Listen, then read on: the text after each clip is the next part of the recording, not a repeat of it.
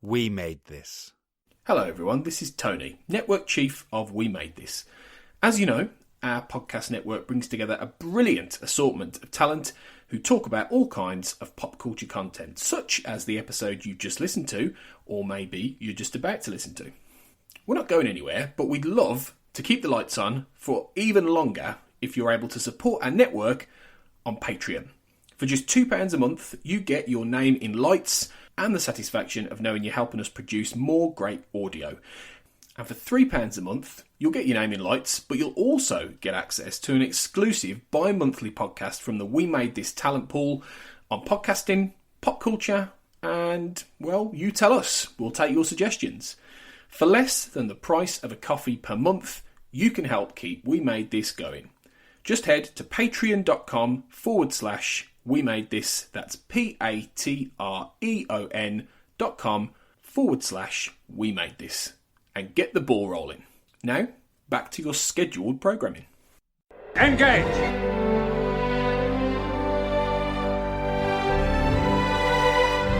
Tea Earl Grey, hot. There are times, sir, when men of good conscience cannot blindly follow orders.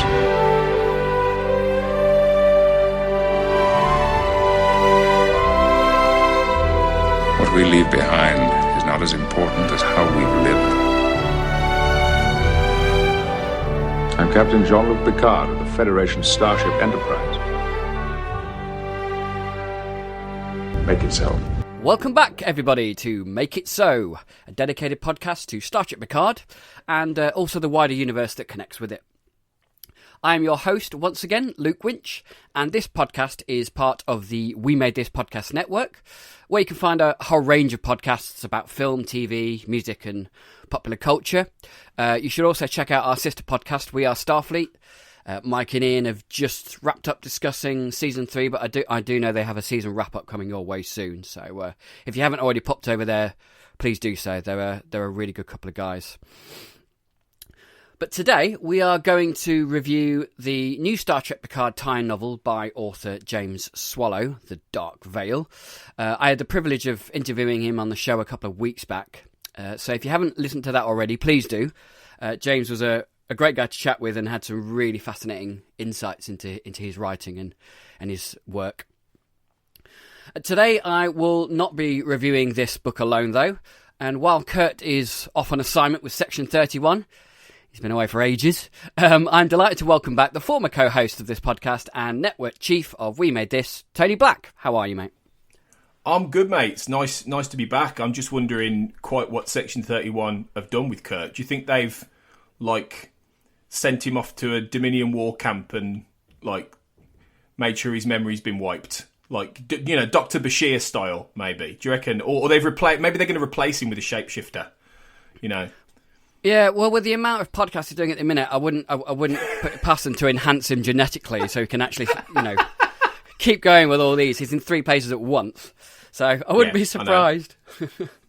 Yeah, stranger things have happened for sure. Yeah, but it's it's good to be back. I loved the interview with James Swallow. I thought that was fantastic, and he's a top guy to listen to as well as a really good writer. So I echo what you said there. Definitely check that out if you haven't already. That was, I think, our last released episode, and it's a really good one. And hopefully with this we'll be able to talk a little bit more in depth about the book and the spoilers within and that kind of thing. I think we should put a spoiler warning at the top of this, shouldn't we, really? Because I think we're going to go into a little bit more of the nitty-gritty, so this is going to be fun.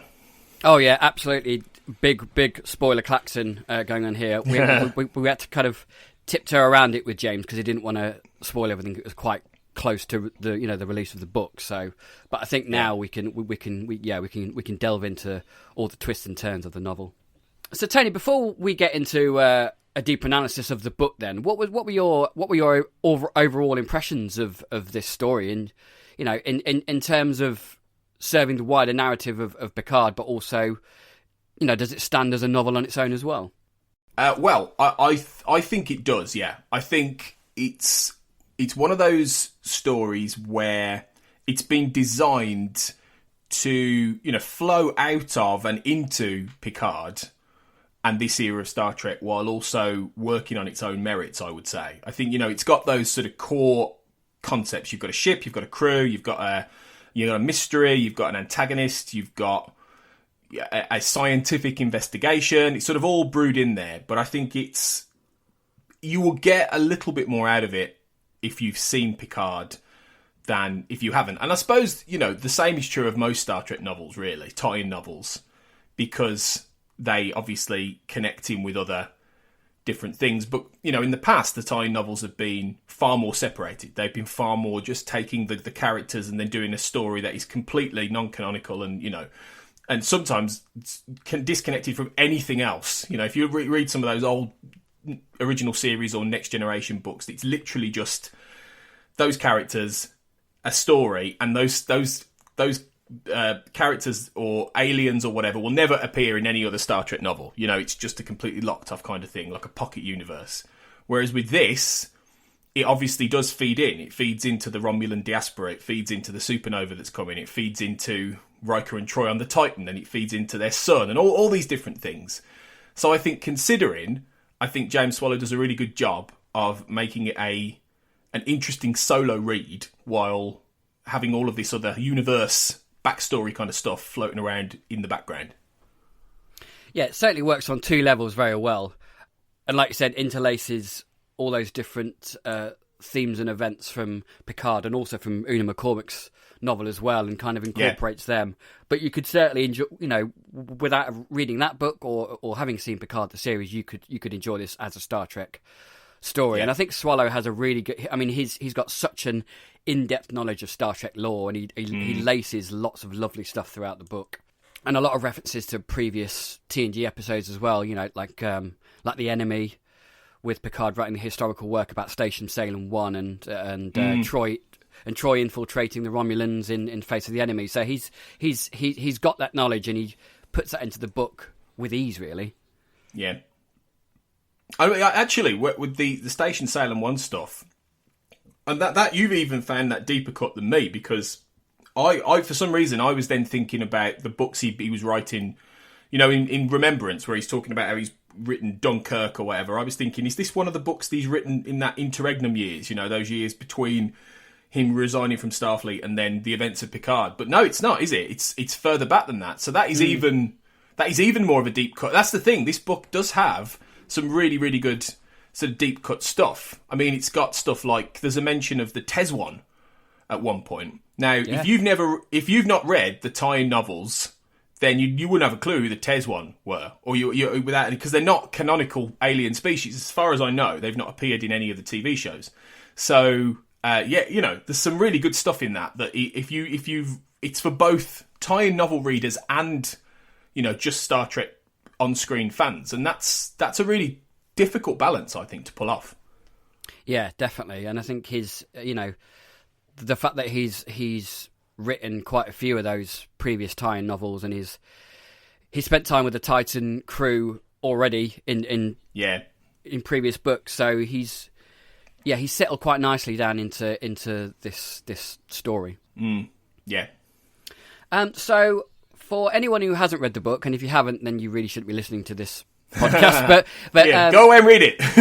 But go away and read it. But basically, the general gist of the story is that it happens amid the backdrop of the past events that were told in Una McCormack's book, The Last Best Hope, which are basically following the events of the terrorist strike on the shipyards of Mars, the shutdown of the relief effort to try and get as many Romulans as possible away from the supernova explosion, and also the ban on AI and synthetic life throughout the Federation, which also does have an impact on Thad's death in the intervening period between this book and Nepenthe as well.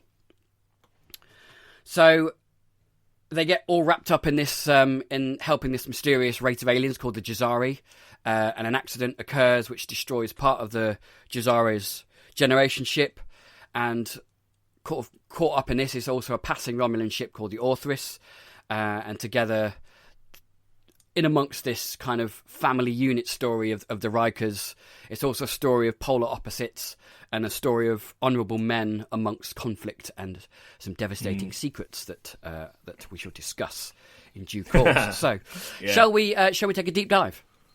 Yeah, let's do it. Let's jump off the pool, off the side of the pool. Yeah, so I've just given the outline of the story. So let's discuss some of the main characters in this book, and let's start with the Riker family unit and Thad. Now, James mentioned in his interview that Thad and the Riker family unit was going forward. One of the things that he was told that they wanted woven throughout the book.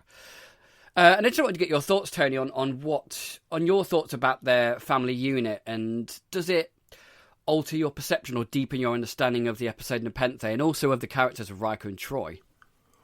Well, I think so. I think, obviously there's a real pallor of sadness about all of this because, you know that if you've watched Picard, you know that Thad dies. If you've watched Nepenthe, you know that he dies not long after this, I don't think, really. So while the book has, a real element of hope, at the end, with the fact that at the end, basically, Deanna's pregnant with who will become Kestra, there is also the sort of little things that Swallow puts in that suggest that Thad might have... what I quite liked was the idea that there are consequences from this story that might actually affect Thad later on and might actually complicate... his disease. And ultimately in Picard, the reason for the fact he died of the disease that he had was because the synthetic ban, there'd been a synthetic ban and they weren't able to get the medication and technology to help him. But there are hints that what he goes through in this might actually have a knock-on effect later. So that was really good in sort of laying that in. So there is that sadness to this story in a way. But I think at the same time, it allows you to feel that. I think when I go back and watch Nepenthe after reading this... I'll say from the beginning, and we'll get into this probably a bit later, but for me, this until it's contradicted on screen, this is canon now for me. This is what happens. This is the past for the Rikers. So in my head, when I watch Nepenthe, I'm going to be thinking about this. And this does allow you to get to know Thad. It does allow you to see his interactions with Riker, see his interactions with Deanna. And it does give you that sense that this, had they done another season of... 10 years ago of The Next Generation or some kind of sequel series then where you were seeing these characters, or they'd done a Titan series, which I think, loads of fans were going, do a Titan series for years. Then I think this would very much have been how Riker and Deanna would have developed, over those years and before they got to the point of Nepenthe. So yeah, I think it really does. When I watch Nepenthe now, I will feel like I know Thad a little bit more, which... And don't get me wrong, I thought Nepenthe was great, and I really felt their sadness in that. But a lot of it was telling, a lot of it was telling us the backstory, telling us about Thad, telling us all these things, that instead of showing, because they couldn't really do that. So this is the showing, and I think it just adds to the whole. Yeah, so yeah, I really liked it. Yeah, I think knowing Thad's death and reading this book, it certainly adds some pathos and tragedy to his life.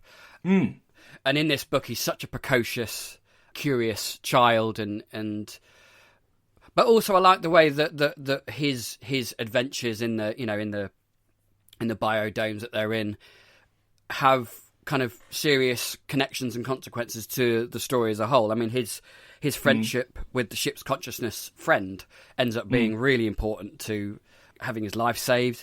But also, again, that tragedy that if the Jazari had not left the universe, they may have held the key to Thad's disease, later on in life. And it's a great kind of juxtaposition of this kind of hope and tragedy within Thad's life. Yeah, that's absolutely true. I think that's it. The Jazari they would probably have gone back to the Jazari and gone, can you help him? And they would have probably fixed him, stuck him in that thing again, and he'd have been fine. So there is a real tragedy about that, definitely. And I think that's something that Swallow is very acute about. He makes that important to the story because he is trying to draw, in many ways, a line between this and Nepenthe. Not to say there aren't stories to be told after this for this family. And, there could well be. There could be other tie-in novels and things like that which sketch in what happens, over those forthcoming years and stuff like that, which would be great. I'd happily have a few more of these Titan, novels on this continuity. But I don't think you're ever really going to see a tie novel which shows you Thad's death. I think that's just too sad. It's too. You would just be really depressed if they ever showed that. And so I don't think we need to see that moment. I think we need to see Thad as a character and get to know him as a character. And this does a really good job with that. And it's nice how Troi has got that loving, protective nature with him, and Riker likes a little bit that he's a bit of a lad.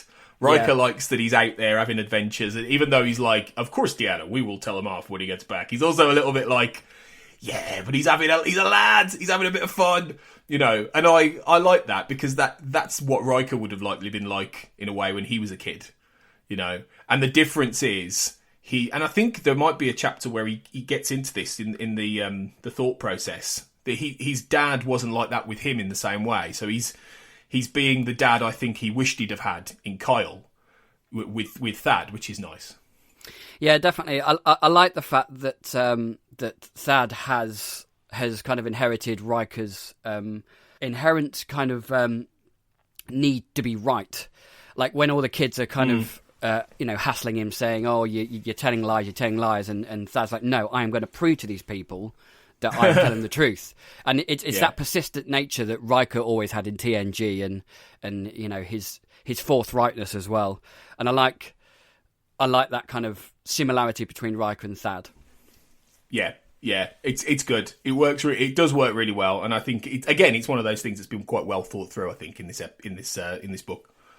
Yeah, and James captures the voices of Riker and Troi, I think, absolutely perfectly. It was like envisioning a TNG episode at times. Just he's got that speech pattern and the tempo, and shields up, red alert. As soon as I read that, I was like, yes, this is Riker.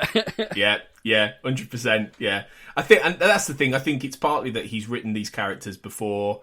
That, like you say, he's got a really good knowledge of the lore of Star Trek. You can feel that. I remember there have been times that I've read some of these tie-in books, not just for Star Trek, but for other franchises as well, like particularly the X-Files, for instance. And there's a whole thing with that where they've got these anthology books. You'll know what I'm talking about, Luke, I'm sure. Yeah. But there's these anthology prose stories for the X-Files.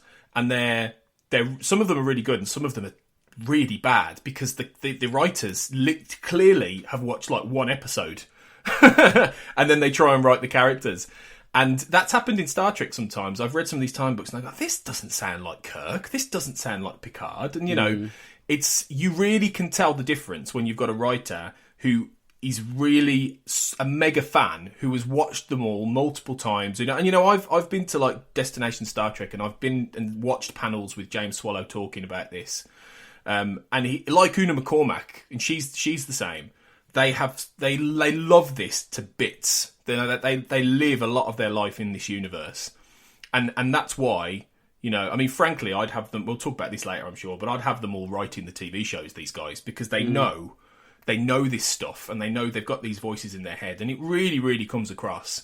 So yeah, they are written perfectly. I would say genuinely perfectly. There were no points in this story that I thought, that doesn't sound like Riker, that doesn't sound like Deanna, that doesn't sound like, So, yeah, full marks on that score.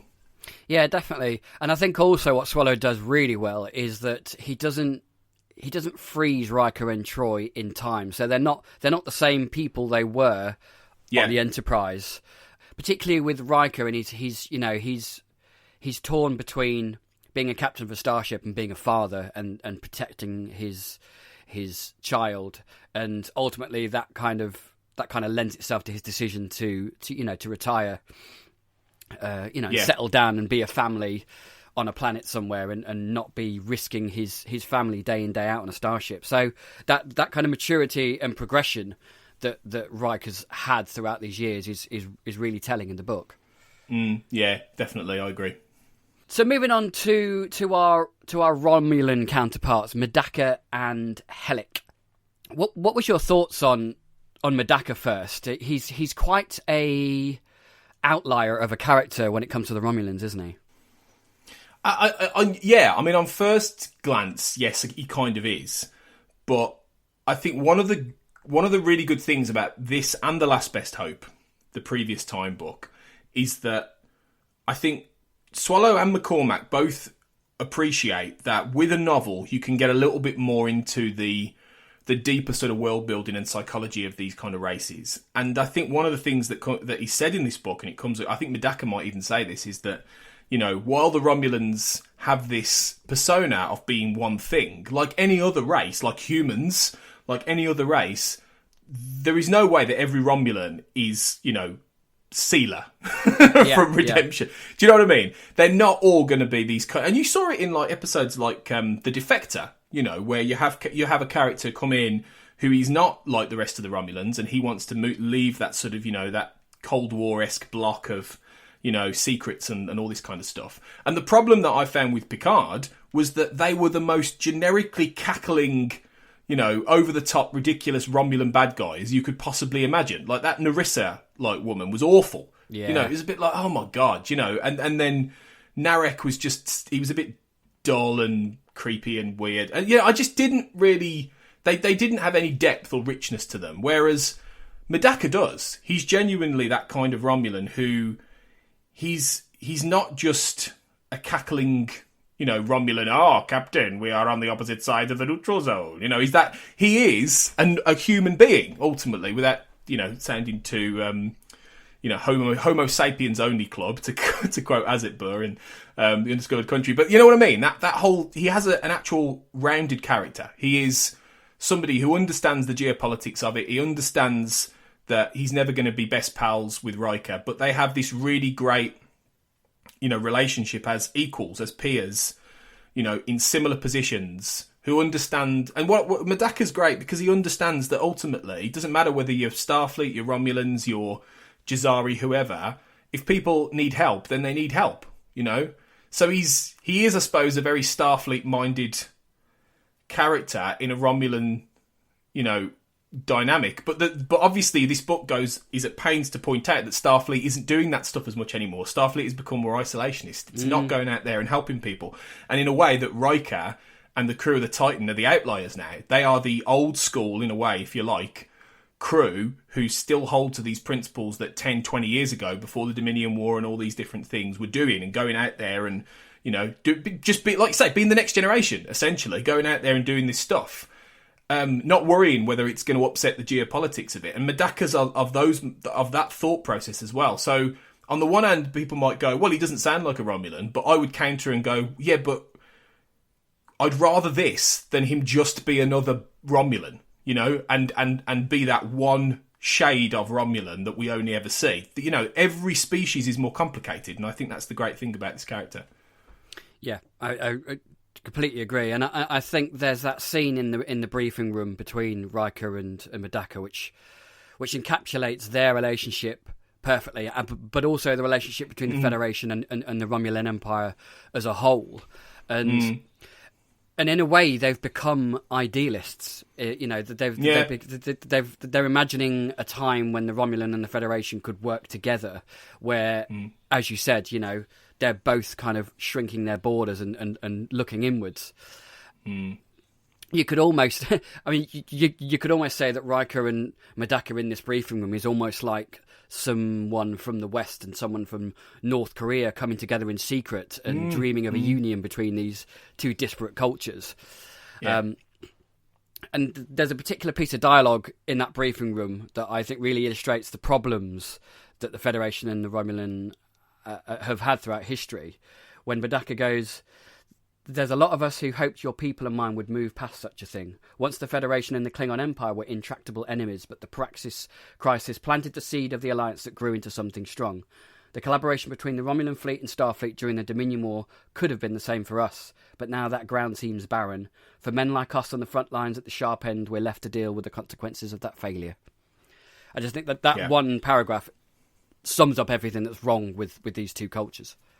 Yeah, completely. And I think what I really like, and this is something that the TV shows tend to shy away from most of the time, in one sense for a good reason, but in another sense it lessens the impact, is that it uses things like the Dominion War to build on this and to actually have these characters having gone through. And, you know, only in the time books did we ever see characters like Riker and Picard doing stuff in the Dominion War. That was never on screen. There was the odd mention, but it always felt like in the Next Generation films, it was something that was going on or had gone on somewhere completely different, and they were still being TNG and time traveling and, going to paradise planets and all this stuff, when you've got this massive conflict that's also raging in the galaxy. So it always was very remote and separate. But, the reality is that the Enterprise back then would have been in the heart of this. It would have been involved. And the tie-in novels show all that. So that was a massive thing. The Dominion War was huge. It was the first thing that really got the Federation and the Romulans working together, as we know from In the Pale Moonlight, in a very dodgy way. But it got them working together for a time. And while they were never going to be sitting in, the halls of Cardassia with Martok drinking blood wine and all that stuff, they were at least involved. So from that point on, and then, there's references in this to Nemesis, to Shinzon, and the effects from that as well, and how the sort of disarray from what Shinzon did. And in a way, not to get too, pointedly modern political, but in a way, you could almost make the point that Shinzon is like the Trump of the Star Trek universe in a way, in that sense, in that he comes in out of nowhere, he's a complete nut job, he sort of ruins the whole thing temporarily, leads them to a point of crazy catastrophe, and then he's gone. And then you've got to deal with the fallout from that. And the Romulans would have gone through that period just before, you hear about the supernova, they hear about all that, and then, as Picard reveals, you've got all the conspiratorial stuff with the Zapvash, which we'll come to, about what causes the synthetics and all this kind of stuff and all that. But what I liked about this is that Medaka and Riker are both characters who've gone through these really geopolitically massive conflicts. They've changed the relationship between Starfleet and Romulus, and they're able to look beyond these this is how Starfleet operate, this is how Romulans operate, and they work between that. And I think that's where I found the TV shows lacking somewhat, because they don't have either the time or the willing to get into the feeling that this is building on stuff. It all feels like it's very much just of its own contained. Everything that's happened is linked to that plot. Whereas what I like about this book is that it feels like Swallow understands the importance of these stories that happened before, these big events that happened before. And maybe that's why in the novel he has the space to do that. But, I think it really adds to Medaka, and particularly his relationship with Riker. Yeah. I mean, I think it is, it's possible to put this kind of content in episodes of Star Trek, because DS9 did it quite a lot, because they tried to weave in as much serialization as possible. So if you can write well, you can put this content in it. But I think, not to digress too much, but I think the problem with a lot of the modern Trek is that the writing isn't good enough, and the writers aren't thinking about the wider intertwined universe. They're just thinking about, as you said, this contained series, this 13 episodes of this. Which I get in one sense, because they need to attract the viewer who maybe hasn't seen like the entirety of DS9 or hasn't seen all the movies, and I appreciate that. But I feel like what they miss is that the reality is, I'd say a good 75% of the people watching Picard are people who have seen the majority of DS9, who have seen the Next Gen. I don't really think the massive lot of your audience are the people who are just coming into Star Trek and watching Picard. Because to be honest, if somebody said to me, what Star Trek series should I watch? I've never seen it before. I would not say Picard. That would not be my entry point. I would be like, you don't want to start with that. Trust me. So I can't imagine tons and tons of new people are starting with Picard. So I don't know. I feel like they miss a trick, and I think that's why these tie novels actually are quite important. But I know we're jumping ahead slightly, but it's kind of important to the character of Medaka, and it's why he works so well. Yeah, definitely. And then of course, the kind of polar opposite of Medaka is Helek, who is slightly more cartoonish and not as kind of layered and subtle as Medaka, but she serves the purpose of the novel, didn't she? Yeah. I think everything I've just said about Medaka it's kind of the opposite with Helek. It is. I think realistically, I would say Helek is probably the weakest aspect of this book. Yeah. But you need a Helek in a way. You know, you need that sort of. She is she is the Narissa of this book. Although, admittedly, you do get more, you know, psychology behind Helek. You know, you do understand, you know, that she's not just this Tal Shiar, you know, this awful Tal Shiar, you know, agent, but she's also, you know, a cult. You really get the sense that the Zhat Vash is this crazy cult in this. You know, Swallow really does get into her mindset where she's gone completely loopy, you know, and she really does believe this obsessive, you know, belief that the Zhat Vash have of this synthetic, you know, uber destruction that's coming. And in Picard, obviously, they're treated quite seriously. They're antagonists, that kind of thing. But in this is the first time you really get the sense that Swallow thinks they're a bunch of nut jobs, and that's really good, because while Helek then is fairly one-dimensional, at the same time you do get the sense that she's completely indoctrinated into this cult for whatever reason, and that she is driven by that. So in that sense, I don't know if she makes the Zhat Vash stuff, which frankly is crap, I think, to be honest. I don't know. I don't like any of that, really. No. But I think it. I don't know if it makes that better, because I don't think it does. But I think it works, and I think it works to tie into the Picard stuff. Because bear in mind, this is like 15 years before the Zhat Vash even is ever, you know, revealed to anybody. You know, really, they're a complete mystery at this point. So, you know, you're getting the scenes where she's contacting the cloaked figure and all that, which is all good. You know, it's all good, sort of seeding in for what's coming later.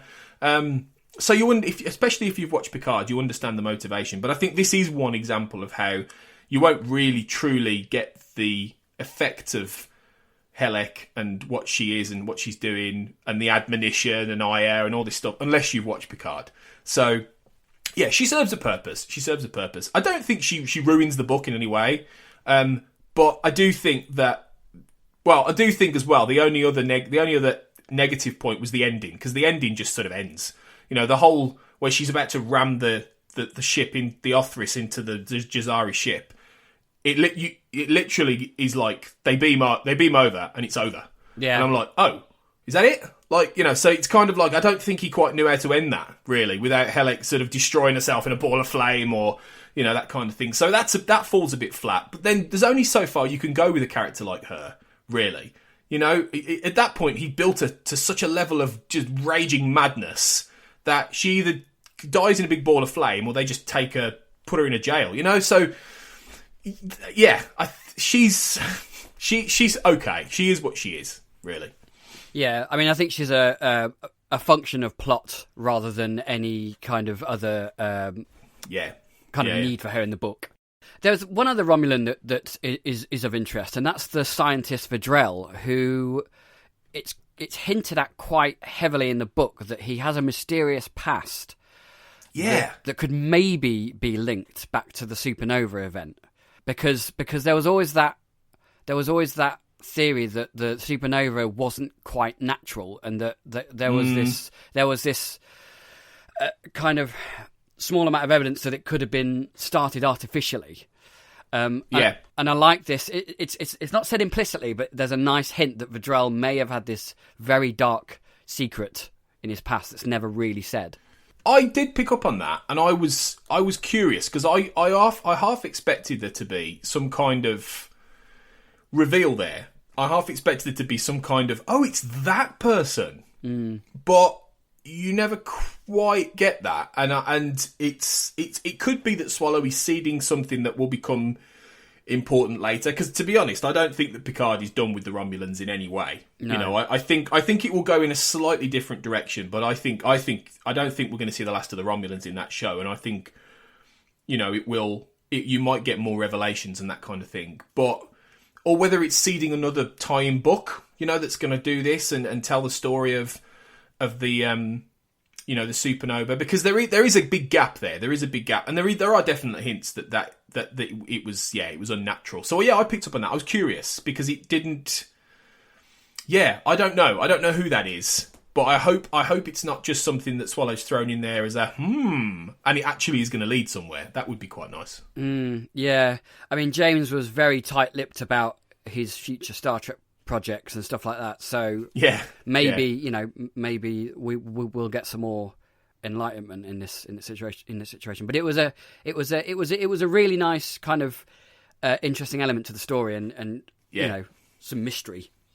No, it was good. While we're on that subject, one of the things that I picked up on that he said was that they batted around a 7 of 9 novel as well. Yeah. When they were talking now, and I was saying, I don't know if you remember, but I was saying on all of the Make It So episodes with 7, I was like, that'll be in the tie-in novel. That'll be in the tie-in novel. I'm still convinced, Luke, we're going to get this book somewhere. You know, I bet you. I'm putting that out there again now, and I'm going to say that we will get that 7 of 9 tie-in novel. I think that'll be the next one. That's my guess, but we'll see. We'll see.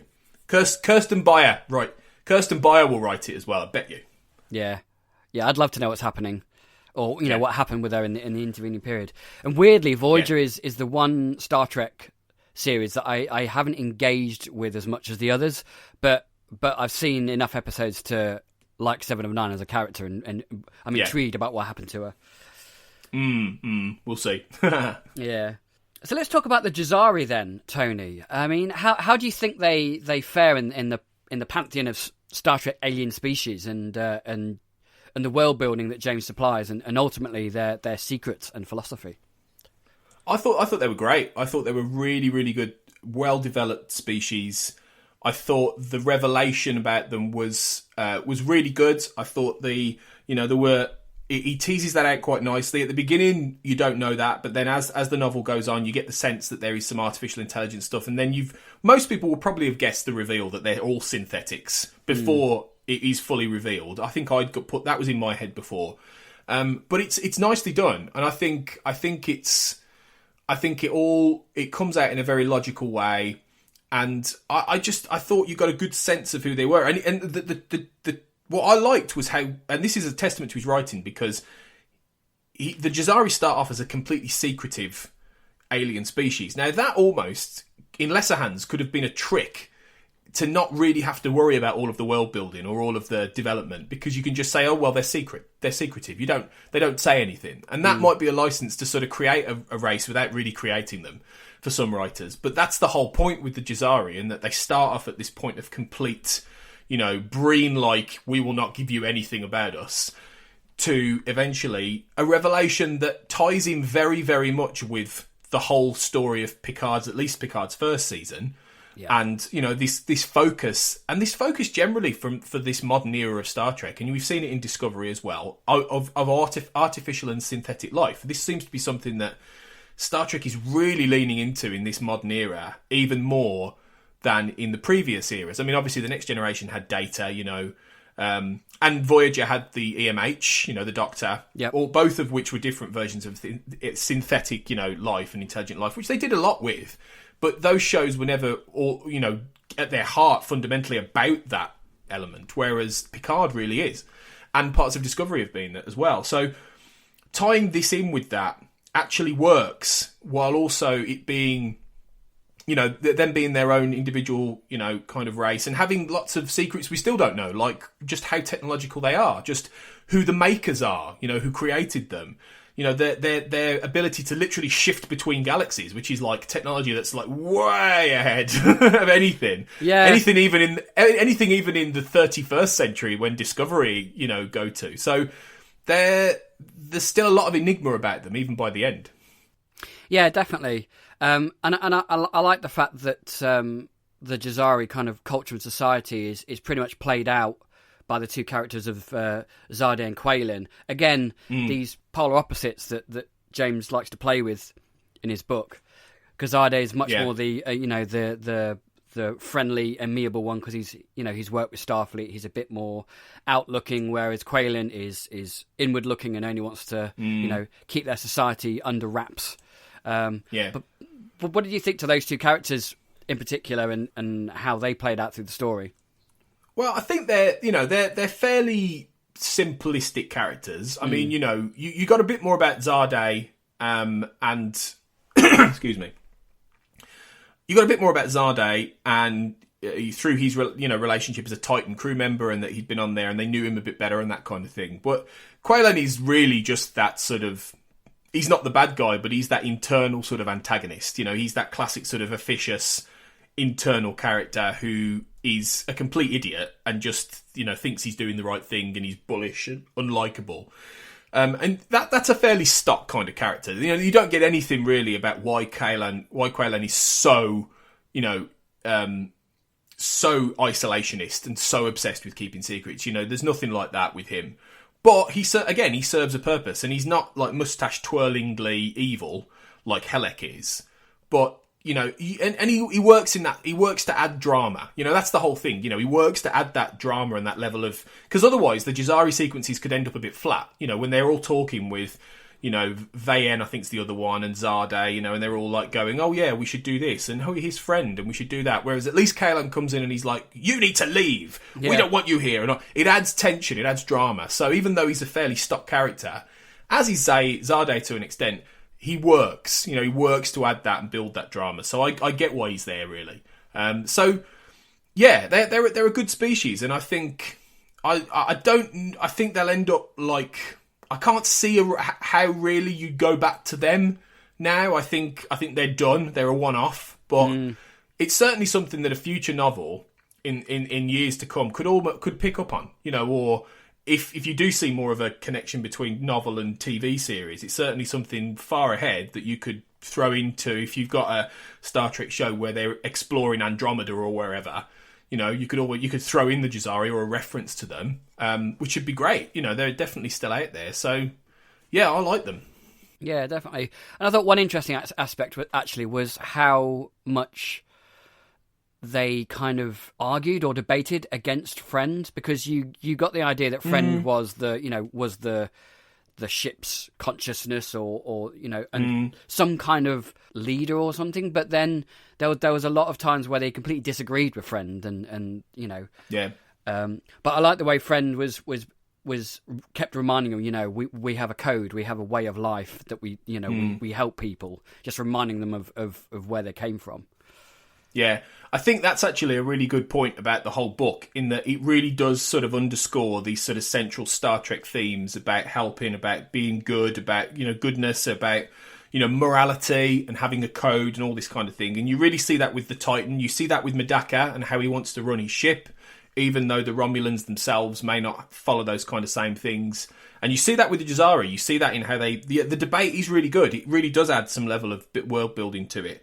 And, it allows them to get to a point where, when the Jazari start, they're not just isolationists, they are also part of the reason they're leaving, or a major reason they're leaving, and they're strip mining their planet to build this ship, is because they don't feel welcome anymore, is that they don't feel like they, as these sort of distaff sort of connected, Federation sort of members or link, affiliates or whatever, they don't feel like they have a place in a world where the Federation thinks synthetics are the root of all evil. And that's a good way of underscoring at that point the isolationism based on, as we know, this conspiracy to make the Federation hate synthetic life and all that kind of thing. But they're a good example of how Starfleet might be losing their way a little bit in terms of that morality and that resoluteness, which Riker and his crew embody. So they're good in that sense on a psychological basis, as well as all the internal intrigue and interest of the kind of synthetics they are. Yeah, and that code of always being there to help, and that kind of optimism that Star Trek has always tried to keep and hold, I think is very much part of Medaka's philosophy as well. And I like the fact that his crew isn't all Romulan. There's some Remen there, and I think there's another species as well. Was a Garidian, I think, and the Garidians, if I've got my lore correct, they were from the video game of Final Unity, which was wow. I might have got that wrong. I think that might be another one. But the Garidians, I'm pretty sure the Garidians have never been seen on screen. Again, I might be wrong on that. Please feel free, guys, to let me know that I'm wrong. But they are, that's another deep cut, because the Romulans sort of had those additional sort of offshoots. It was great to see Remans in this. It was great to see a Reman, because they have been almost written off canonically, in the universe. And I'm annoyed at that, because as you may love Nemesis, you may hate Nemesis, but at least accept that Nemesis happened. The Remans are a thing. So, part of the reason they probably don't put him in the TV show is because the makeup would be like ridiculously expensive and difficult to do for a Reman. But in a book, it's great. Yeah, you're right. It's great to see all that in there as well. Yeah, I think Lower Decks could bring some Remans in, maybe. Yeah, definitely. They should. Yeah, definitely. So before we kind of talk about the whole kind of Viper's nests of canonical and what is canonical, let's just touch upon the USS Titan's crew. There was some nice callbacks and connections to the Litverse here, wasn't there? With particularly with Commander Christine Vale. Yeah, there's quite a few of them that have popped up in the Titan stories. There was only a few who were fairly new. It was great to see a Kelpian in there, actually. And this is another example of how, obviously when the first Titan novels were written, and obviously when the Next Generation existed, the Kelpians hadn't been invented yet, in Star Trek lore. They only came about from Discovery. So it's great now that you're starting to see Kelpians in there and all this kind of thing. So no, it was great. It was really nice to see these characters. I confess I haven't read all of the Titan novels, but I have read one or two of them. So yeah, what I really liked was that Swallow wasn't banned from doing any of that. He wasn't banned from using those characters that had been in previous novels. He'd written Titan novels, as he spoke to you about. But so did other people as well. And there was no ban on you can't use these characters because they're from what is now an alternate novel universe. So I like that the idea. It further adds to the idea that this multiverse isn't too dissimilar. Each of these different universes. Because effectively now we've got three at the very least. We've got the Kelvinverse, we've got the Prime timeline, and we now have the Bookverse, if you like. The post-Nemesis Bookverse. So it's nice that they're all a bit different, but there's not a vast amount of differences in them, which I really appreciate. And I like the fact that they had a Vulcan medical officer. Yeah. Because, her bedtime manner probably not the most compassionate. But but I found that quite funny myself. Yeah, it was good. What about the other two characters we see pop up as well? The other couple of characters. Yeah, there's. So obviously we've got a couple of Picard scenes himself, and we've got Laris and Jaban briefly, and then Spock. Yes, that was a big shocker. So Tony, then how do you think the Dark Veil and Una McCormack's novel as well contribute to Star Trek Picard as a whole? I mean, do you think it hinders or adds to the overall experience? What's your view as well of these books being considered canonical or not? Well, I mean, there's no getting away from the fact that they're not canonical, and that we're still at a point where time fiction is not canonical until it's confirmed on screen, and I fully accept that. That is just the way it is, and no amount of me wishing otherwise will change that. But I do wish otherwise. I do want to see these things, tie together a bit more. And we have lots of good chats on our Discord channel, for We Made This and things like this, and we talk about this kind of stuff between us, some of the podcast hosts, and there's been some good back and forth about the merits of this against the opposite, which is that stories need to be enjoyed on their own terms, and the idea of a sprawling universe where you've got to have read book 6 in a series in order to understand what you're seeing on screen, I appreciate is not going to work for everybody, and even for me, there are points where I'd be like, oh god, I don't want to go off and read that. I get it. I get why stories on screen have to be self-contained to an extent, but I do think that there is room to do something like The Dark Veil and The Last Best Hope, which is a different kind of thing, because The Last Best Hope is expressly telling a timeline, a chronological timeline of backstory for Picard that leads into the series. Whereas The Dark Veil is telling a contained story which happens over a matter of like a week or something, or a few days, that links to all of these different things. I think there's room for these kind of stories to accentuate what you see on screen and plant certain canonical seeds. I don't think we're ever going to get, outside of Lower Decks, the Titan from this era on screen. I don't think it's ever going to happen. Partly because Jonathan Frakes and Marina Sirtis, without wanting to be rude, are too old to go back and play these characters as they would have been. If let's say if Nemesis was 2001, 2002, then this is, 7 years after? So this would be circa 2009, how they look then. It wouldn't work. You can't do that in the same way. So where is the harm in saying that the Dark Veil is pretty much canon, in what it's trying to do, that this is it, and allowing the universe on screen to accept that the Jazari happened, that this is part of what happened to Thad, and actually mention the Jazari and all that kind of thing and make it canon. That's what I would like to see. That's what I would like to see more of. And I'd like to see, it doesn't have to necessarily be like, and I mentioned this in my review, which I'll put in the show notes. Something like the High Republic that Star Wars are doing now, which is very much a cross-media project that will encompass TV shows, movies and comics and books and all this kind of thing. It doesn't have to necessarily be like that, but something where reading the Dark Veil isn't just a nice tie-in that links to Picard. It's actually making you feel like you're reading something of canonical substance, because I wouldn't say I'm a Star Trek nerd fan, but I'm definitely somebody who appreciates continuity. And I get a bit frustrated when writers play a bit fast and loose with that. I do. I can't help it. I really do. I feel like a timeline matters. I want to feel like I'm watching something that has weight and has substance. And when people just write something off and go, oh, well, that was a different time, that was a different era, it bugs me, because I want to feel like I'm watching something that operates like the real world, where there are planted flags, there are things that definitely happened. I don't want to feel like something that I've invested in can just be underwritten, can just be written off. Oh well, didn't really happen. It's like, no, it did.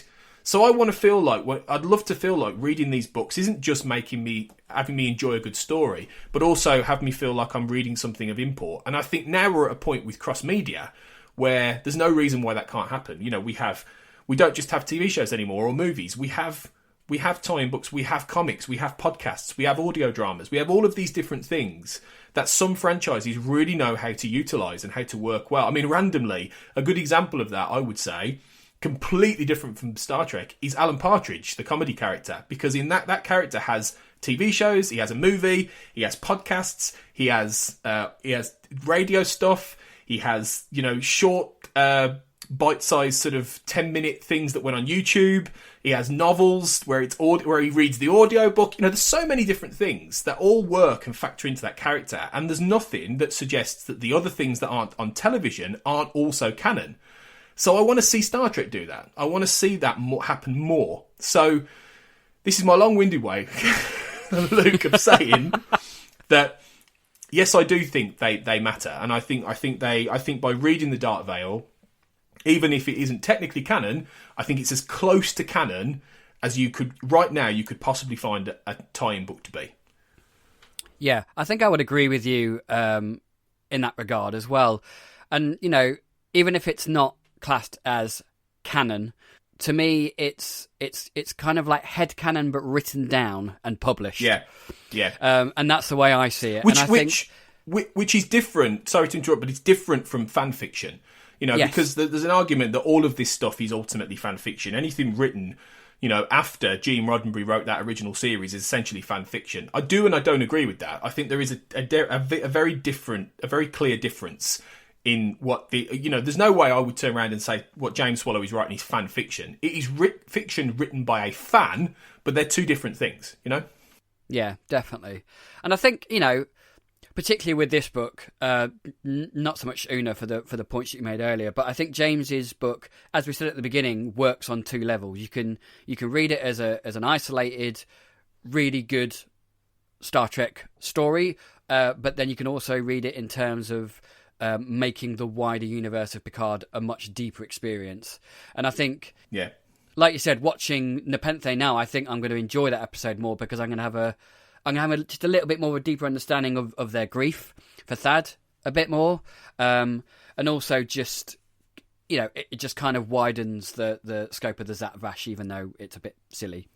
But isn't that great, though? Isn't that great that you can read a book and feel that way about a TV show and something on screen? I think that's fantastic. And I think that is, as long as it's relatively optional and it's not contingent on having to go away and do other things, I don't see why there is any harm in saying, yeah, the Dark Veil happened. It's part of Star Trek history. It is a factual part of Star Trek history, you know. And even if the shows never mention it expressly, it still is historical fact. That's what I would like to see happen more, really.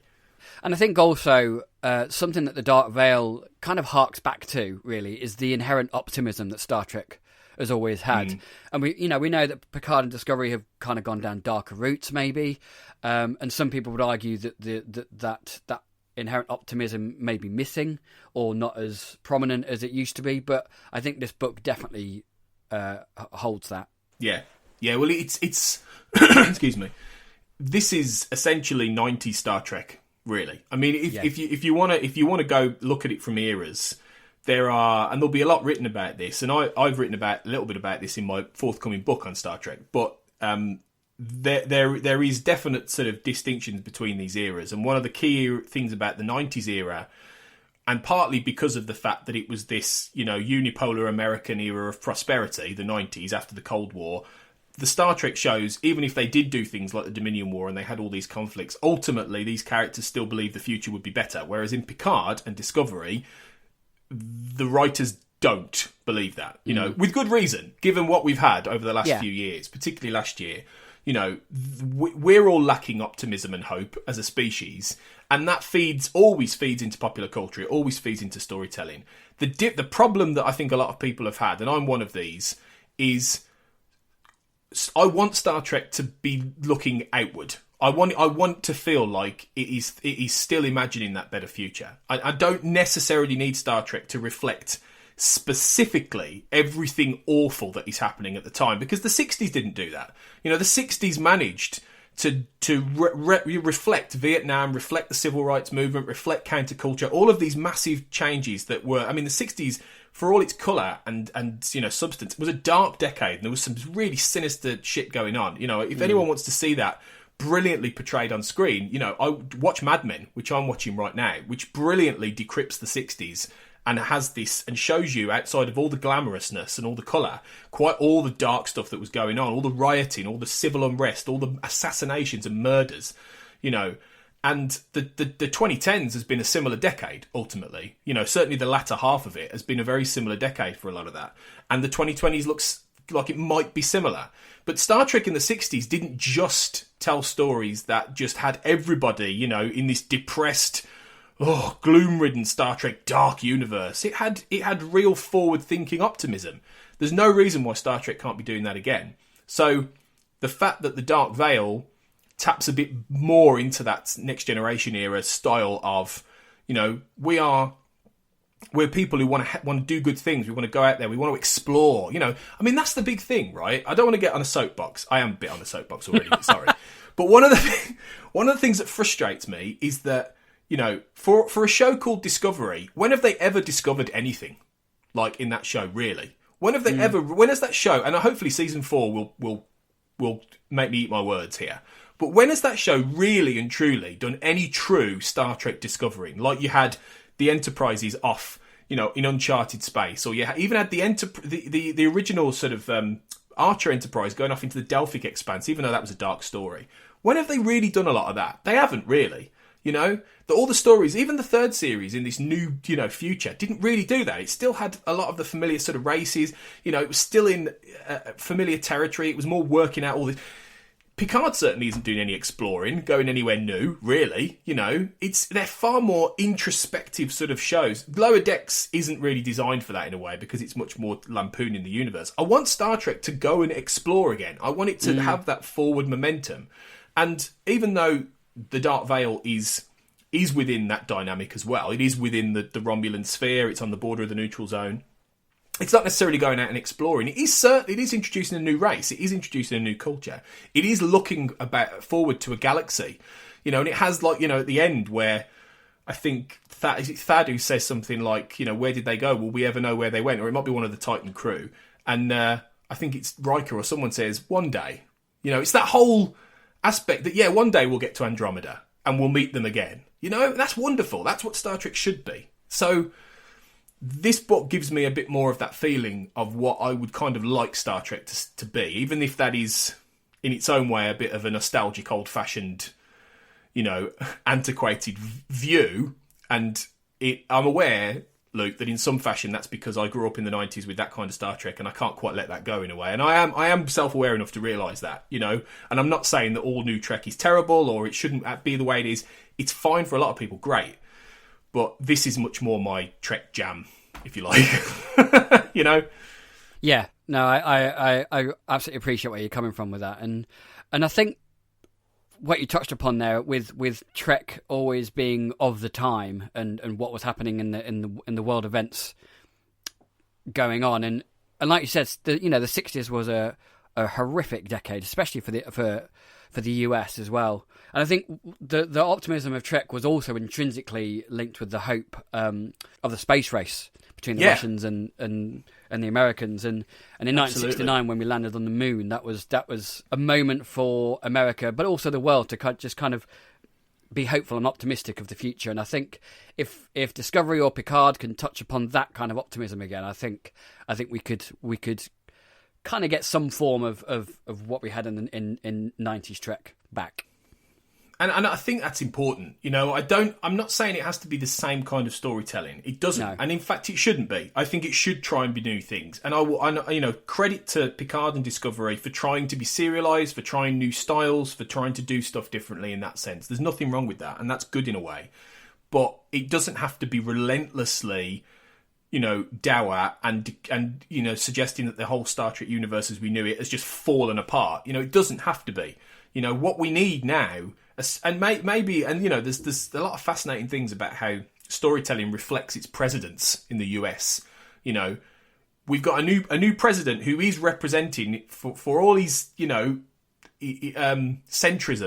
a level of hope. Let's see Star Trek reflect that. Now let's see that move forward into this decade, and stories like this are a good example of how it's still doing that in the novel verse. And so was The Last Best Hope in a way, but I think this does it even more. I think it has the space to do that even more.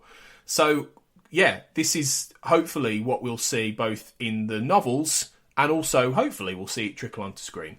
Give James Swallow a job right in the right in the shows, guys. Come on, give him a job, because he'd do a great job, I think. Oh yeah, let him write an episode, definitely. 100%. Yeah.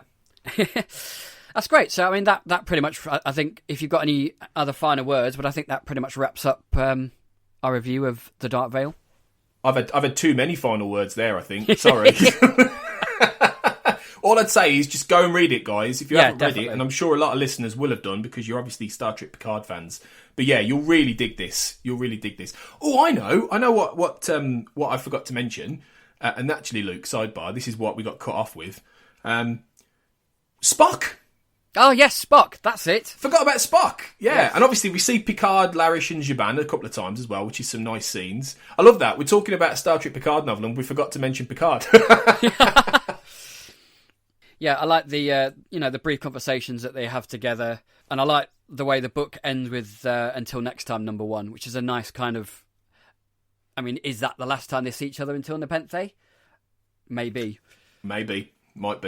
Yeah, it sort of maybe suggests that, doesn't it? And winks towards that, really. But yeah, there are some definitely lovely scenes about how Picard sort of imparts a lot of his wisdom to Riker and helps him get through this kind of situation with Medaka and with the Romulans and that kind of thing. So that's great. That's a really good use of Picard, and have him still be around, but in the background, and have him, not forgotten that this is a Star Trek Picard novel ultimately. But you didn't have to have Picard in this story, but I think it's nice. It's a nice little cameo, a couple of cameos for him, to actually have him involved in this and passing on his wisdom.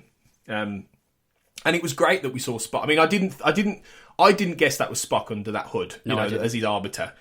Because obviously it starts, doesn't it, in that in media res way, where it starts towards the end, ultimately, when it's all happened, and you see that arbiter, and you're like, who's that going to be? And I didn't guess it would be Spock. So that was a really nice... They love to throw Spock in, don't they? Any opportunity they get to lob Spock into a story, they'll take. Good on them. I like that. Yeah, it is good. But, I mean, it makes perfect sense as well, because he's forever been entwined with the Romulans since unification. So it makes sense that he's there. Yeah. And it makes sense that he'd represent Riker.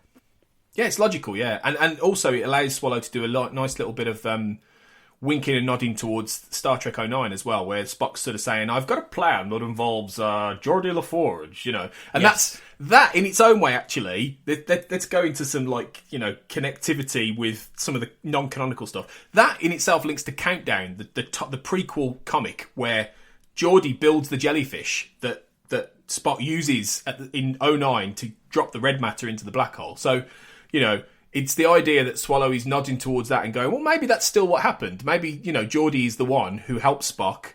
Because let's face it, Geordi was on Mars. We find out he's escaped, which is good, and he's away, which allows them to use him later. But, you know, Geordi was there when it all kicked off on Mars. So he's got a real vested interest to try and help the Romulans when the Federation aren't. You know, so I could well imagine him, you know, Riker putting him in touch with Spock and Spock going, Mr. LaForge, can you build me a... It's terrible Leonard Nimoy. I'm not even going to bother. But putting him in charge, you know, I could see that happening. So I like the way Swallow's nodding towards these things that are both canonical and non-canonical. But this is the kind of stuff that if you're a Star Trek nerd, deep cut... Maybe I am a nerd, actually. I said I wasn't. Maybe I am. You'll get all this. Yeah. You know, so I loved all that. It's great. Yeah, definitely. Cool. So, that pretty much ends our review of the Dark Veil. Tony, where can people find you on the World Wide Web? Well, I mean, like, I'm all over the shop, really. But the best places to check me out are, I'm heavily on Twitter at AJBlackWriter. I've got my website, culturalconversation.co.uk. And yeah, I'll be knocking around those kind of places, and keep an eye out for more details about my Star Trek non-fiction book, Star Trek History and Us, which is coming later this year, which is all about kind of the things some of the stuff we talked about in this podcast, actually. So yeah, keep an eye on for that, and that's where you can find me. Yeah, so you can find me on Twitter at Luke_Winch. You can find me on some other We Made This podcasts. I currently host the Observing the Pattern, which is a fringe podcast, which is currently on hiatus, but we are going to start recording season 3 of that very soon, and that should be with you in April. I will be back probably in a week or two with Kurt. He's going to be back from his Section 31 secret missions, and we're going to be reviewing the Star Trek Picard Blu-ray release and all the little extras and goodies that will be on there. So I'll be back with Kurt next time. So Tony, if you can plot our course before we drop you off at Starbase 103 in the Lorenz cluster for a break. Yes, I will do. Yeah, course plotted, Captain. Excellent. And engage. Elsewhere on We Made This. Frame to frame. I mean, that was very nearly a James Stewart impression. Oh, god damn it. There's supposed to be reindeer around here, but gosh darn it, I can't see them anywhere else. Oh, gosh darn reindeer around here. Anyway, sorry. That I would have loved to see. Bad Santa starring James Stewart is what I would absolutely have adored to see. I'm just trying to imagine. Completely going against type. So, say there, Sonny, what would you like for Christmas there? That would just be... No, I don't care that we're recording the podcast. This is just for me now. Can you, as James Stewart, say the word fuckstick? Fuckstick.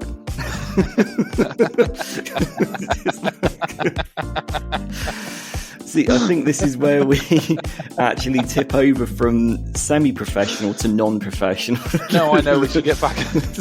I mean, we discussed the themes of the film. Can I just say my impressions very rarely bring you joy? Maybe this is just the magic of Christmas is kind of like pickling your brain a little bit and is just making your faculties dim. Either that or is that 9% porter that I'm drinking? One of the exactly. Yeah.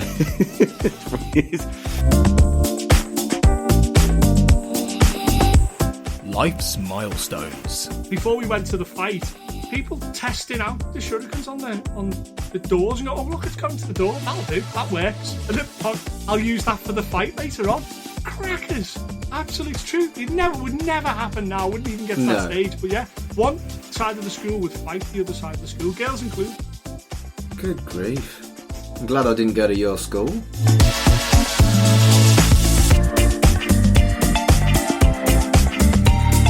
free with this month's issue. Last year's we had 6 CDs to choose from, one of which was a Christmas CD. Yeah, we've got the remaining 5 because we fired one bullet on the Russian roulette. Yep. So last year we had Metal Hammer's Razor. So the remaining 5 in the chamber are X-Ray CD 11 from X-Ray magazine, Radio Kerrang Volume 1, Mojo's Blue Christmas, which is the bullet, at least for Ian anyway, Steve Lamac's Bootleg Session Volume 3 from Melody Maker, and Rock Sound Music with Attitude Volume 32. Check out all of these shows and more on the We Made This podcast network.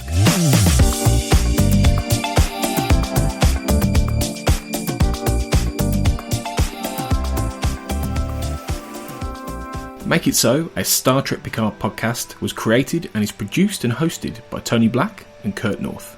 You can find the show on Twitter at Jean-Luc Podard and on Facebook in the Make It So, a Star Trek podcast fan group discussion group. Check out the We Made This network at We Made This Pod on Twitter and on Facebook by typing in We Made This, and you can find all of our shows on our website www.wemadethispod.com. Thanks for listening.